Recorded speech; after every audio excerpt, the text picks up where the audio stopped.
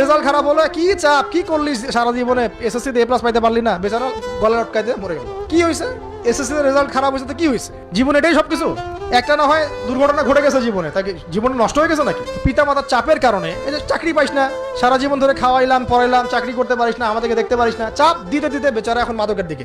পরিবারের চাপ নিতে পারে না, ওই যে মাদকের কাছে গিয়ে শান্তি খুঁজতেছে, তারপর ওই যে পতিতালয়ে গিয়ে শান্তি খুঁজতেছে, গার্লফ্রেন্ডের কাছে শান্তি খুঁজতেছে। তো পরিবার থেকে চাপের এই সংস্কৃতি বন্ধ করতে হবে। পরিবারের সন্তানদেরও পিতা মাতাকে চাপ দেওয়া উচিত নয়, পিতা মাতারও উচিত নয় সন্তানকে চাপ দেওয়া, বরং তার প্রতিভাটাকে ফাইন্ড আউট করে আপনি বিচক্ষণ বাবা হিসেবে আপনি দেখবেন যে তার প্রতিভা কোন দিকে আছে, সেদিকে আপনি তাকে নিয়ে যান। আপনার সন্তানকে আল্লাহ পাক নির্দিষ্ট একটা প্রতিভা দিয়ে পাঠাবেন, হয় সে ভালো লিখতে পারবে, না হলে ভালো বলবে, না হলে ভালো খেলবে, না হলে কিছু একটা ভালো চিন্তা করবে, ভালো আর্ট করবে।